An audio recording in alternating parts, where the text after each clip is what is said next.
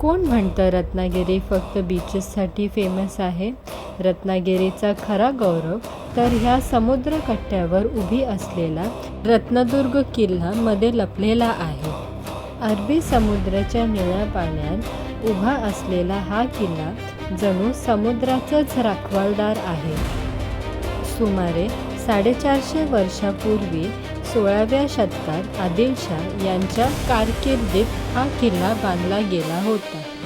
नंतर 1670च्या सुमारास छत्रपती शिवाजी महाराज यांनी हा किल्ला जिंकून स्वराज्यात समावेशित केला आणि इथूनच समुद्री सुरक्षा अधिक मजबूत केली.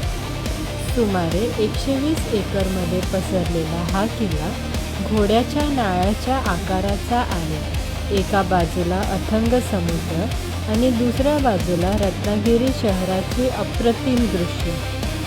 या किल्ल्याच्या आत आहे प्रसिद्ध भगवती देवी मंदिर. स्थानिकांसाठी ही केवळ ऐतिहासिक जागा नाही तर आस्था आणि श्रद्धेचाही केंद्र आहे.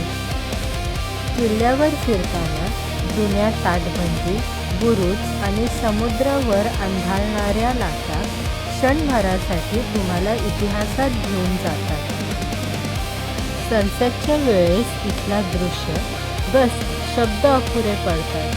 सोनेरी प्रकाशात न्हालेला समुद्र आणि किल्ल्यांची भिंती एकदम सिनेमॅटिक. जर तुम्ही रत्नागिरीला येत असाल तर रत्नदुर्ग फोर्ट तुमच्या लिस्टमध्ये असायलाच हवा. इतिहास, निसर्ग आणि अध्यात्म सगळ्या एकाच ठिकाणी अनुभवायचा असेल तर भेट द्या रत्नदुर्गला. असेच सुंदर ठिकाणे पाहण्यासाठी सबस्क्राईब करा कीन टुरिस्ट.